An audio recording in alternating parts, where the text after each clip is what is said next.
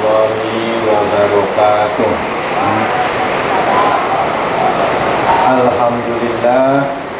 Alhamdulillahilladzi an'ama alaina bi ni'matil iman wal islam wa an'ama alaina bi ni'matis sihah wassalam. Allahumma sholli ala Muhammad wa ala alihi wa sahbihi wa sallam, amma ba'd. Adik-adik semua ya, santriwan, santriwati Pondok Pesantren Wiryo Sudarmo yang mudah-mudahan dirahmati oleh Allah. Alhamdulillah, karena rahmat Allah kita bisa bertemu kayaknya kedua kali lah ya, setelah belajar manasik ya kan. Salawat dan salam semoga senantiasa terlimpah pada junjungan kita Nabi Muhammad SAW, keluarganya, sahabatnya, dan orang-orang yang mengikuti petunjuknya. Sebelumnya saya mau memperkenalkan diri, karena walaupun tadi sudah diperkenalkan ya, itu karena kalian saat ini kan sedang nyantri ya, nyantri kan, sedang nyantri, biar nanti bisa dibandingkan dengan kondisi ketika saya nyantri. Biasanya kalau anak pondok itu kan keluhannya mesti tidak betah ya, tidak bebas, pokoknya sing tidak lah ya. Nah, saya bisa sampai seperti saat ini, gampangannya bisa jadi ketua takbir masjid ya, bisa jadi koordinator al-Islam kemuhammadiyahan di Unimugo ya, bisa jadi di Muhammadiyah jadi anggota pleno Muhammadiyah, jadi Dewan Syariah di Lazismu, dan juga Dewan Syariah di PPLS Ihsanul Amal. Itu ternyata adalah menurut saya itu berkah dari mondok ya. Yang dengan kalian tuh bisa bayangkan, saya lahir di Ciamis ya, jarak dari sini ke rumah itu pernah saya ukur pakai kilometer di motor, itu 157 kilometer ya. Begitu kelas 6 MI negeri ya, begitu kelas 6 MI negeri, terus bapak saya itu berfatwa yang tidak bisa dibantah. Pokoknya setelah tamat MI kamu harus meneruskannya di MWI Kebarongan. Kalau tidak mau di MWI Kebarongan, pilihannya dua ya, silahkan tidak usah sekolah. Pilihan yang kedua, sekolah di mana saya silakan, tapi cari biaya sendiri. Lu bayangkan tamat MI disuruh cari biaya sendiri, kan nggak mungkin ya? Nah akhirnya mau tidak mau, kemudian saya ikuti kemauan orang tua. Itu saja ya, itu saja. Bapak saya tidak nganter waktu pendaftaran, padahal dari Ciamis ke Kebarongan saya dititipkan ke orang ya. Orang disuruh, orang dari Sumbyo diminta tolong daftarkan saya di Kebarongan. Waktu itu pendaftarannya sudah, aslinya sudah tutup, sudah telat. Tapi prinsipnya sana masa orang mau ngaji tidak boleh. Nah akhirnya saya bisa masuk. Apa saja dipelajari itu di situ ya. Dan perlu kalian tahu, mungkin Abah Heri nggak pernah cerita, kurikulumnya Wiryo Sudarmo itu banyak yang diadopsi dari Kebarongan ya. Kok tahu? Wong waktu kesana bareng-bareng dengan saya Nah terus di situ belajar tentang lughat, belajar tentang tahaji, belajar tentang imla, belajar tentang balaghah, tafsir dan lain-lain. Nah, kebetulan saya ya, walaupun dipaksa oleh bapak saya dengan ultimatum ya, sekolah di MBI atau tidak sekolah, itu saya bisa menikmati semua mata pelajaran agama ya, dari mulai nahwul wadi dan seterusnya. Saya enjoy saya mengikuti, walaupun saat itu saya belum tahu ilmu seperti ini Arab kok ngapa gitu. Termasuk belajar dari dikte Arab itu, imla, dari mulai satu kata, dua kata, sampai terakhir guru di kelas membaca cerita, saya harus mendengar dan menyalin dengan benar. Nah, waktu itu juga saya tidak tahu kejadian untuk apa ya. Tapi ternyata begitu dewasa itu saya menyadari ternyata semua ilmu itu bermanfaat ya. Termasuk kemampuan ngerti balaghah, bisa dikte Arab, belajar tajwid dan lain-lain. Itu baru saya rasakan manfaatnya itu ya setelah rampung kuliah, terjun di masyarakat ya. Nah, maka maksud saya pesan seperti itu ya, boleh jadi kalian itu menjalani semuanya, tidak semuanya enjoy kan, boleh jadi ada yang terpaksa. Ini kayaknya tidak ada yang separah saya terpaksa nih kan.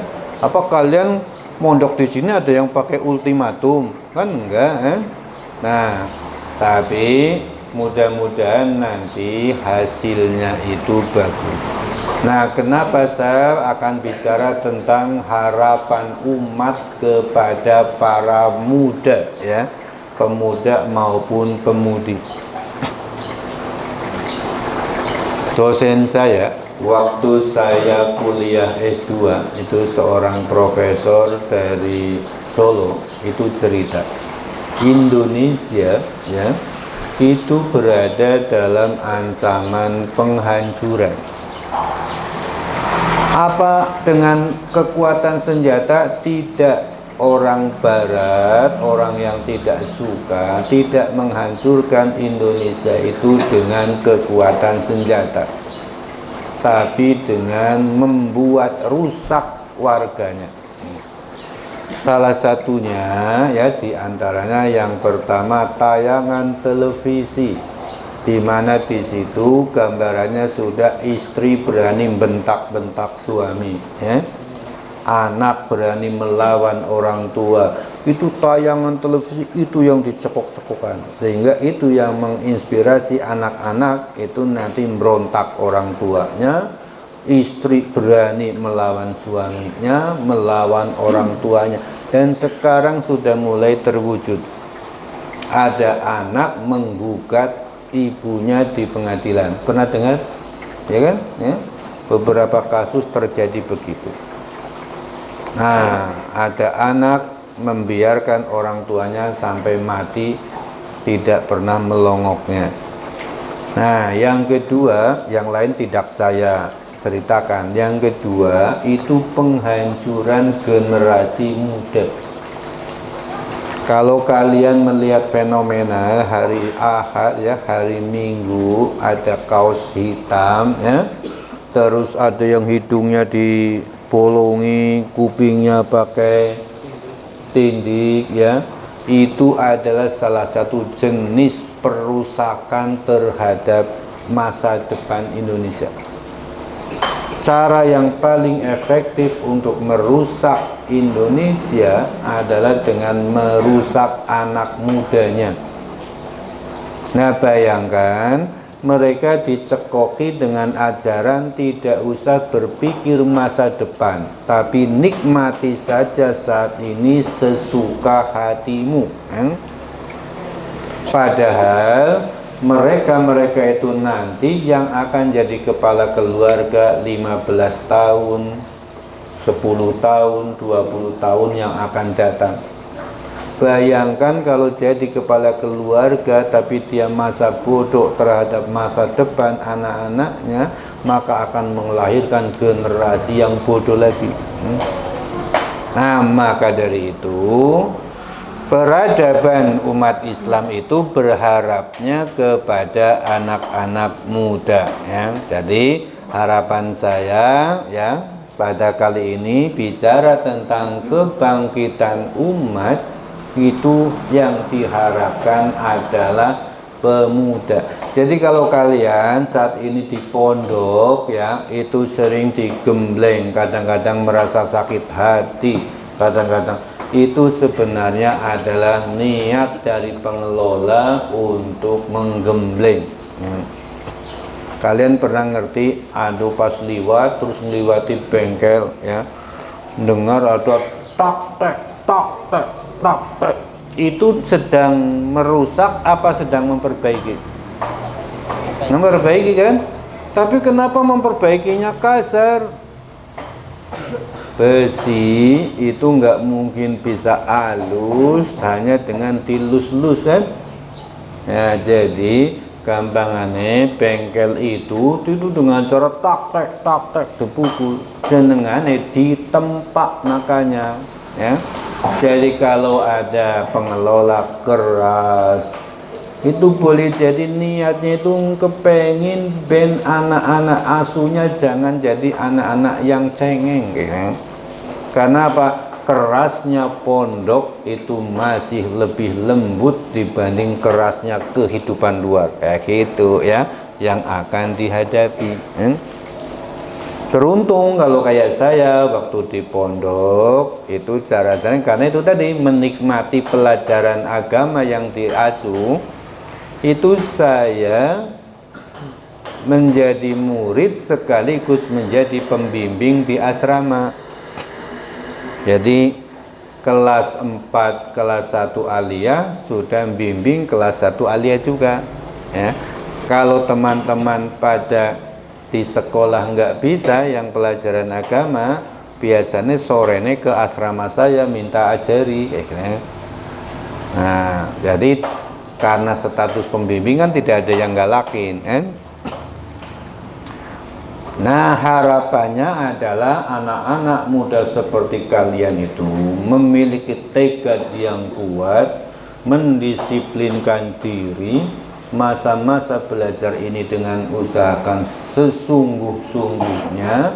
Karena apa? Masyarakat yang berkemajuan itu akan ada di tangan kalian. Coba nih anak-anak muda nih kayak itu, kayak gini pakai kaos hitam semua, nyegati truk ya. Terus generasi akan kemana? Hilang, punah ya. Nah, terus ada kebangkitan umat, benarkah? Roh Allah itu menjanjikan dalam surat At-Taubah 33. A'udzu billahi minasyaitonir rajim. Huwallazi arsala rasulahu bil huda wa dinil haq liyudhhirahu 'alad dini kulli. Allah itu berjanji akan menampakkan Islam di atas semua agama-agama. Berarti kalau generasi mudanya berkualitas, maka Islam itu patut berbangga. Rasul juga pernah bersabda tentang kemenangan Islam. Nah, kemudian kenapa kok harus bangkit? Karena perubahan tidak akan datang dengan sendirinya ya. Kalian aku lah nggak ingin lu kok kayak gini mondok kok capek banget, kepengen langsung ujuk-ujuk pinter soleh ya, nggak mungkin ya. Coba kalau bangun tidur langsung pinter ya, nggak bisa kan. Semuanya itu butuh proses. Saya misalkan ya, waktu di Kebarongan itu kan saya 6 tahun kan, karena MTS dan aliyahnya di situ. Belajar dikte Arab, imla itu dari mulai 3 huruf. Misalkan kataba ditulis ya. Nanti di tahun keduanya meningkat lagi. Ketika sampai di tempat kami dulu belajar dikte Arab itu sampai kelas 5 ya. Nah, begitu kelas 5 itu dosen gurunya itu membaca kisah, kita disuruh nyalin ya gini. Dan harus benar. Nah, punya kemampuan seperti itu kelihatannya sepele tapi bernilai besar ya. Saya pernah diceritani namanya Pak Tulus ya. Pernah ketemu, jadi saudara Tulus, tapi jabatan tertingginya beliau sempat jadi sekretaris Menteri Agama zamane Presiden Soeharto ya. Pas ngobrol-ngobrol dengan kami itu cerita, karena kebetulan beliau lulusan Kebarongan kan. Apa dulu rahasianya bisa diterima PNS?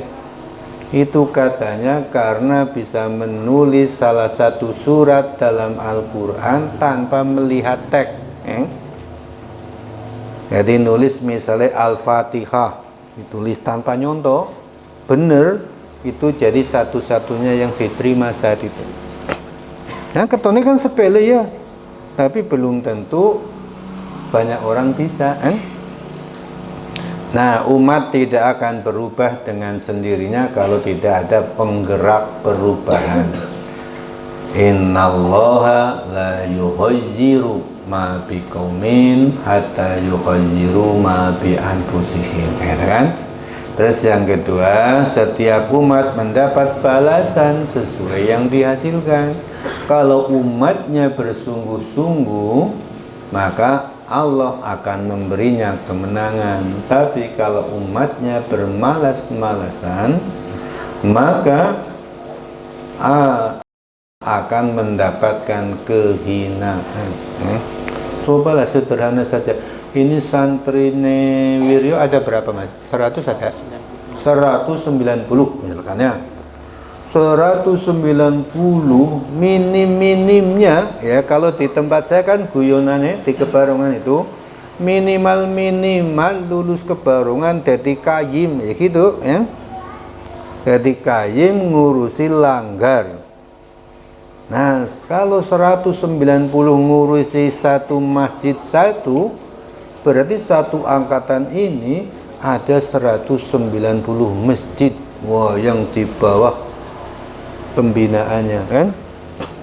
Nah, itu kalau paling kecil begitu, apalagi kalau mendapatkan nasib baik, kerja, punya jabatan, tanda tangannya, omongannya berpengaruh terhadap karyawannya. Jadi maka pemuda itu bergerak, beramal, berdakwah ya. Nah, kenapa kok anak muda? Kenapa kok berdakwah ya? Jadi kalian berdakwah. Oke, Ramadan ada santri hijrah enggak? Kemana? Kalau yang jauh ada Tegal sama. Sudah. Kalau Tegal tadi pagi. Tuh ya. Zaman saya dulu ya, walaupun waktu itu masih belum lancar ngomong, belepotan, sudah dikirim ke Nusa Wungu ya. Dikirim lagi ke itu yang Buntu Ngalor itu, daerah Bukit situ ya. Jadi apa, supaya langsung bertemu dengan masyarakat. Kenapa kok berdakwah? Karena dakwah itu perintah Allah ya. Quran surat An-Nahl, surat Ali Imran 104. Yang kedua, dakwah adalah perkataan terbaik. Waman ahsanu qawlan mimman da'a ilallah wa amila sholat. Tidak ada ucapan yang lebih baik selain mengajak ke jalan Allah ya. Jadi kalian itu nanti lulus dari sini, sebelum menjadi prosesi apapun, jadilah mubalik terlebih dahulu ya. Dan setelah berprofesi apapun, predikat mubalik itu tetap harus dijalankan. dakwah sesuai dengan profesinya.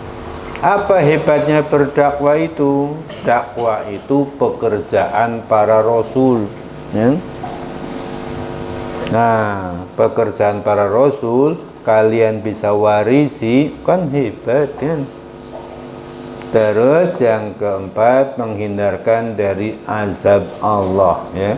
Orang kalau sudah tidak peduli lagi amar ma'ruf nahi mungkar, maka itu mudah mendatangkan murka Allah, ya. Terus ya, dakwah itu adalah sumber kebaikan umat dan merubah nasib umat. Dakwahnya Nabi di Mekah itu mampu merubah peradaban manusia. Yang tadinya Mekah itu dikenal sebagai manusia paling biadab karena bayi perempuan dikubur hidup-hidup, perbudakan di mana-mana, tapi dengan hadirnya dakwah Rasul itu merubah masyarakat Arab yang tadinya paling biadab menjadi masyarakat paling beradab. Kemarin pas ada Piala Dunia Qatar, nonton enggak? Nonton kan?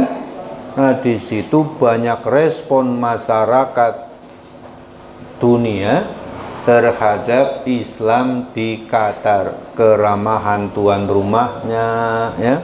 Ada itu di media sosial, ada barang berharga diletakkan di tempat keramaian dalam waktu 1 jam tidak ada yang ambil. Bandingkan kalau itu diletakkan di Indonesia, ya. Itu barang berharga, perhiasan diletakkan di tempat umum, tempat orang lalu lalang, dalam waktu 1 jam masih utuh, nggak ada yang ambil. Dan itu yang melakukan bule, ya, turis asing pas Piala Dunia di Qatar, dia kepengen jajal tentang kejujurannya orang Qatar itu, kan? Dan itu adalah dakwah bilhal. Piala Dunia kemarin adalah dakwah bilhal yang luar biasa, kan? Merubah nasib umat, ya kan? Kalau dakwah itu bisa merubah nasib umat. Contoh itu, kalian pernah dengar ada SMP Muhammadiyah Sampang, ya? Ngerti tidak? Ngerti kan? Saya itu pernah tanya kepada pendirinya. Pendirinya namanya Bapak Ahmad. Terus kenapa kita perlu berdakwah? Karena kita kepengin bersama-sama ke surga. Maka hindari, ya, menurut saya hindari kebiasaan suka memvonis orang lain. Saya itu selalu diwanti-wanti sama bapak saya. Bapak saya memang idam-idamani saya bisa jadi ustadz. Tapi beliau itu wanti-wanti 2 hal, ya. Ketika berdakwah, 1, hindari, jangan sekali-kali memvonis orang lain. Karena perbedaan dalam pemaknaan terhadap agama mesti ada, ya. Dalam ibadah pun dikenal ada tanawwu'ul ibadah, ibadah yang caranya berbeda. Terus yang kedua, jangan suka nyindir-nyindir orang. Sebab orang tidak mungkin berubah hanya dengan cara disindir, ya. Dan orang juga tidak bisa berubah dengan cara divonis, ya. Nah, maka dengan berdakwah kita berkeinginan agar bisa bersama-sama masuk surga. Kalau orang suka memvonis orang lain, itu kan beranggapan bahwa yang layak masuk surga adalah dirinya, kan gitu, ya. Orang lain neraka. Lah lebung surga dhewe kan apa ora kesepian. Luasnya surga seluas langit dan bumi. Penduduknya langka, apa kesepian apa dah? Ya sepi, ya. Makanya usahakan masuk surga itu ya beramai-ramai. supaya bisa masuk surga beramai-ramai apa? Berdakwah. Salah satu alasan saya ketika diajak untuk ngisi pengajian itu datang, yang saya sampaikan ke pengajian emak-emak itu alasannya begini. Nanti begitu orang yang masuk surga sudah masuk surga, orang yang masuk neraka sudah di neraka, itu Allah menyuruh orang yang di surga untuk mencari temannya. Nah, orang-orang nanti akan bertanya kepada, ya Allah, teman saya si fulan itu di mana? Dia yang selalu mengingatkan saya kepada kebaikan. Nah, saat itulah Allah memberikan kewenangan kepadanya untuk mencari.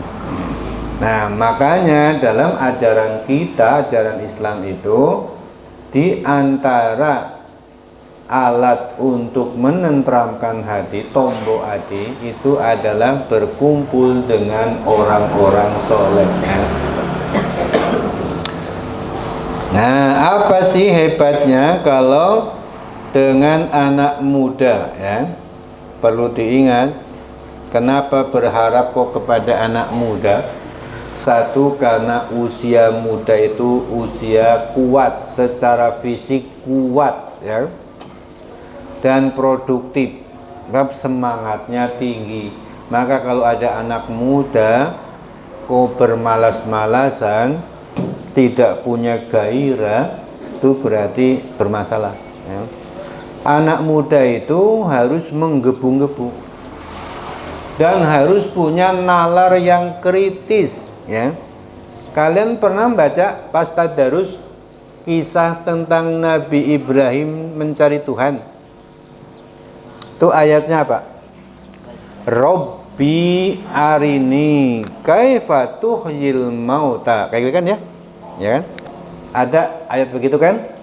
Tuhan, perlihatkan kepada saya bagaimana engkau menghidupkan orang mati. Apa jawabannya Allah di ayat itu? Qala afala tu'min, awalam tu'min, ya kan? Hei Ibrahim, apa kamu tidak percaya? Apa jawab Ibrahim? Bal liyatma'inna qalbi, gitu ya. Bukan begitu, biar hati saya tambah mantep, kan? Kenapa anak muda kritis, makanya kan? Begitu Allah kok katanya, ya, katanya nanti di akhirat orang yang sudah jadi tulang belulang, Tuhan, bagaimana sih engkau menghidupkan orang mati? Nah, Allah itu mungkin, kenapa sih kamu tanya-tanya? Apa nggak percaya? Alasannya supaya saya itu mantep. Jadi makanya nalar kritis anak muda itu harus dikembangkan. Jadi kalau bertanya kenapa begini, kenapa begitu, oleh pengasuhnya juga jangan suka dituduh kayak Bani Israel, ya. Dulu waktu saya di MB Kebarongan, kalau saya tanya-tanya terus, itu dijulukine ngeyel mirip Bani Israel, ya. Terus kalau anak muda tidak layak punya alasan, sebab kalau orang tua bahasanya apa? Saholatna amwaluna wa auladuna, ya.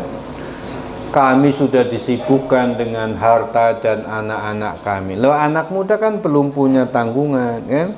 Berarti masih punya banyak waktu luang. Yang ketiga, usia muda adalah amanah. Salah satu yang mendapatkan naungan Allah ketika tidak ada naungan selain naungan Allah di hari akhirat, yauma la dilla isaqnatun yudilluhumullahu yauma la dilla illa dillu. Salah satunya apa? Syabun nasya'a fi ibadatillah, anak muda yang tumbuh, ya, dalam ketaatan kepada Allah.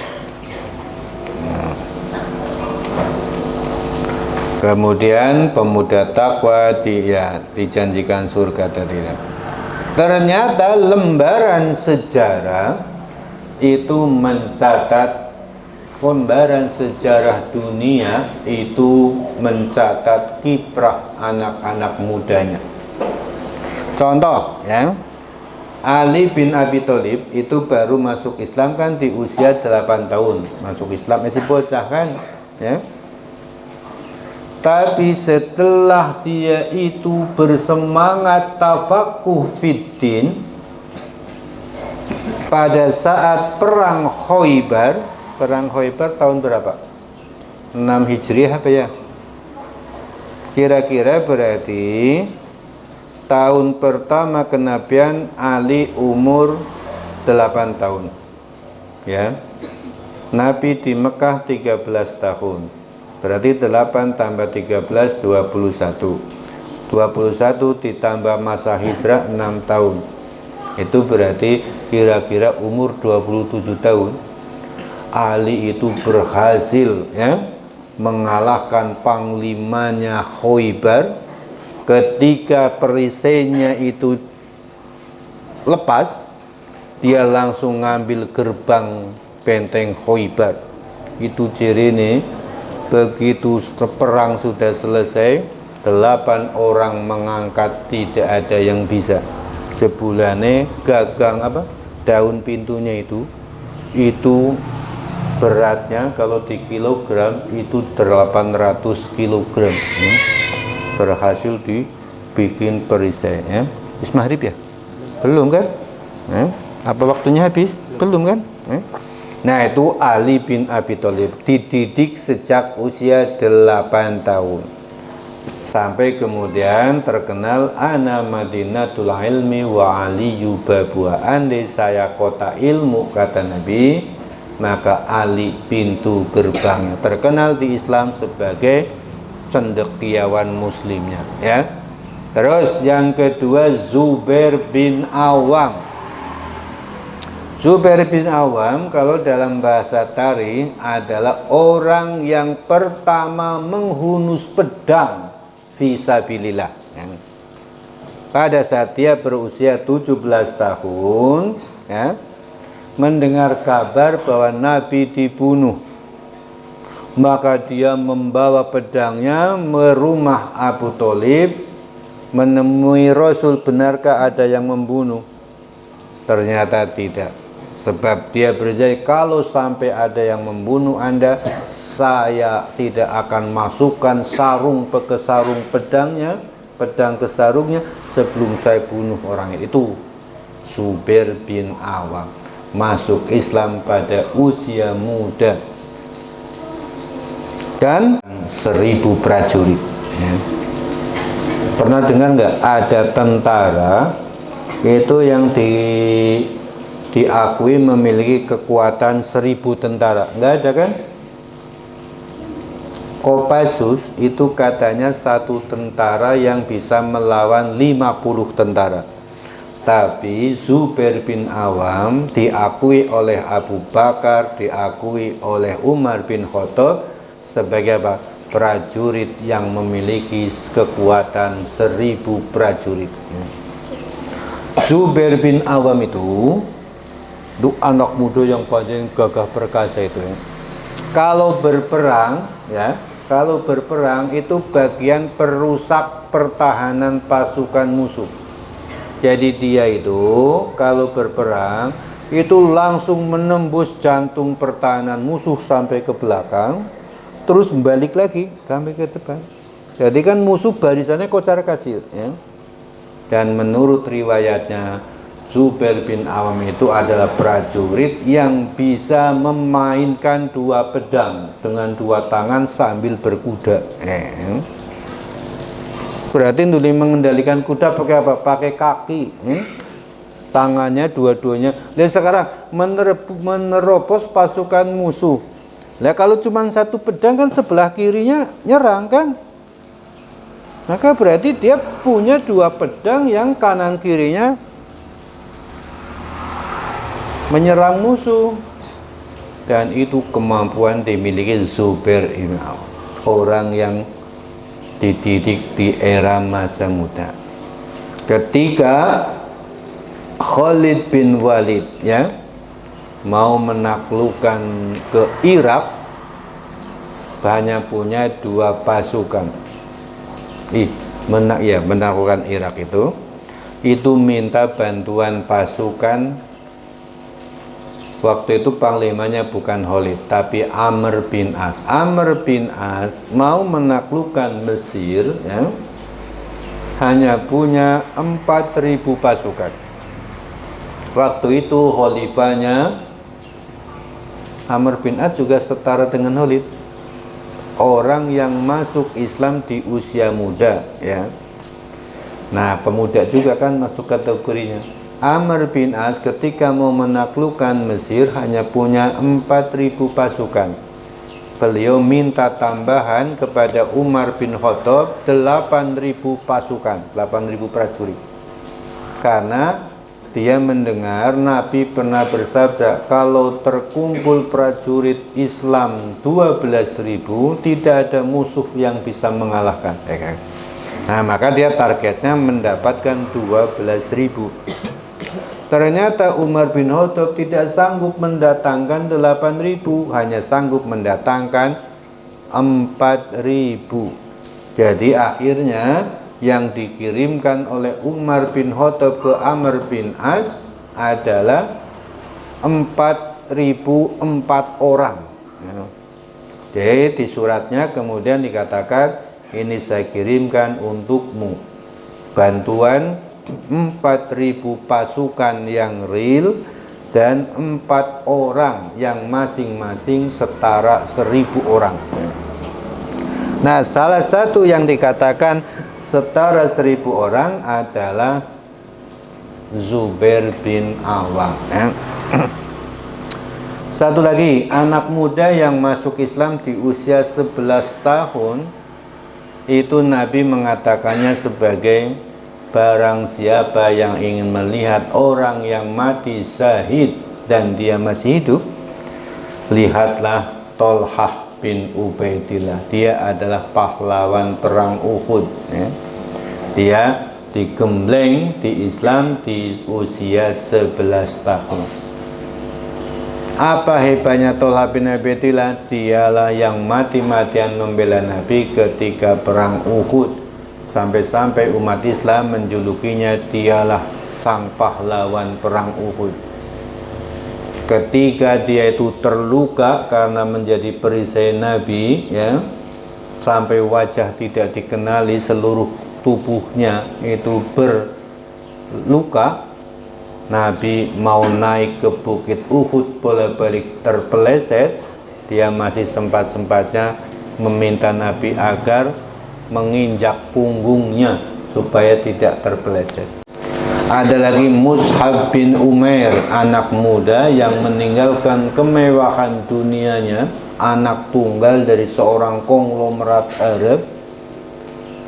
Kata Nabi, setiap kali Mus'ab bin Umair lewat, gadis-gadis pada ngintip ya, karena ketampanan dan bau harumnya. Minyak wanginya impor ya. Cara sekarang ya mirip Rafathar lah kayak gitu mungkin ya, Rafi'ah. Tuh ya, itu dia tinggalkan kemewahan dunia gara-gara masuk Islam dan ketugur ketika perang Uhud. Ketika perang Uhud, orang mati kalau mati syahid kan dikubur dalam kondisi begitu ya. Mau ditutupi dari wajah sampai kaki, kalau wajahnya ketutup, kakinya tidak ketutup. Kalau kakinya ketutup, kepalanya tidak ketutup. Itu yang membuat Nabi menangis. Tidak ada pemuda Mekah yang hidupnya lebih menjanjikan dibanding Mus'ab bin Umair. Tapi karena hidayah Allah, dia itu menjual dunianya untuk akhiratnya. Beliau adalah mubalik paling sukses dalam sejarah pertumbuhan Islam di Madinah. Nah, jadi apa? Modal semangat anak-anak mudanya. Terus Umar bin Khattab kan? Nah, beliau masuk Islam usia 26 atau 28 tahun. Abu Bakar Siddiq ya lebih tua ya. Nah di Indonesia, tapi apa kemudian anak-anak yang dididik kayak tadi itu, ada Ali bin Abi Thalib, ada Tolhah bin Ubaidillah, Zubair bin Awam. Dari situlah kemudian kekaisaran Romawi bisa hancur, Persia bisa ditaklukkan ya. Jadi apa? Karena sejak anak muda bertumbuh sedemikian luar biasanya, menciptakan keajaiban-keajaiban peradaban. Indonesia ya. Nah, nih ketika perang Badar, kalian pernah baca yang membunuh Abu Jahal namanya siapa? Perang Badar, sang pembunuh Abu Jahalnya siapa? Wahsy itu pembunuh Hamzah di perang Uhud ya. Ada yang tahu yang membunuh Abu Jahal itu kan dikatakan Fir'aunnya abad itu ya. Nah ketika perang Badar, yang membunuh Abu Jahal itu adalah anak muda usia belasan tahun. Memang biang kerok perang Badar itu Abu Jahal. Perang Badar itu kan terjadi ketika Nabi bersama 313 sahabat mau menyergap kafilah. Kafilahnya siapa? Abu Sufyan yang berkekuatan 150 orang setelah pulang berdagang dari luar negeri. Ternyata Abu Sufyan mendengar berita itu, kemudian mengirimkan penunggang kuda terbaik ngabari Mekah, minta bantuan.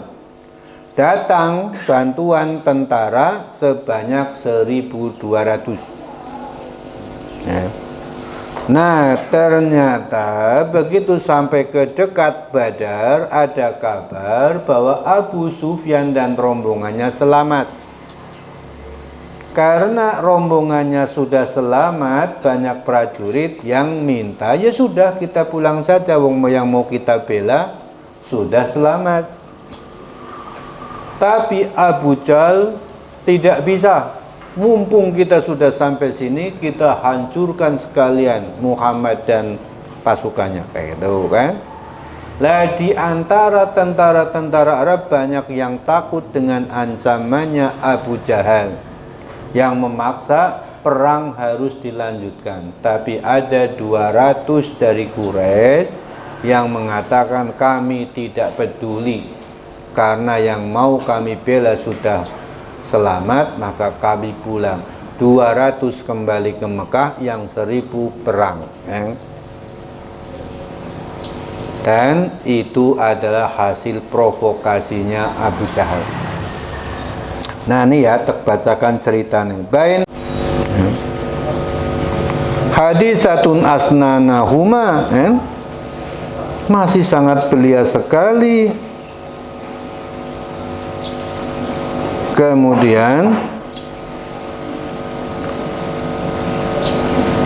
ya am, hal ta'rifu Abu Jahlin. Anak muda itu tanya, paman, tahukah kamu yang mana Abu Jahal? Qultu, ya na'am, ya saya tahu yang mana Abu Jahal. Ma hajatuka ilyahi ya ibna akhi. Apa tujuanmu, keperluanmu apa dengan Abu Jahal, wahai ponakanku? Qala ukhbirtu annahu yasubbu Rasulullah. Saya dikabari bahwa dia suka mencaci maki Rasulullah. Walladhi nafsi biyadi, demi Tuhan, demi yang jiwaku ada di tangannya, lain ra'aituhu, seandainya saya melihat Abu Jahal, la yufariku sawati sawadahu hatta yamutal a'jalu minna. Kami tidak akan berpisah dengan Abu sebelum salah satu dari kita mati. WTKD anak muda, Pak. Abu Jahal wong panglima nih, berarti kan sosok yang paling menakutkan. Ternyata sing nantang itu anak muda. Kemudian fata'ajabtu, Abdurrahman bin Auf ngomong, saya kaget akan hal itu. Kemudian begitu kelihatan, apakah kamu tidak lihat orang itu?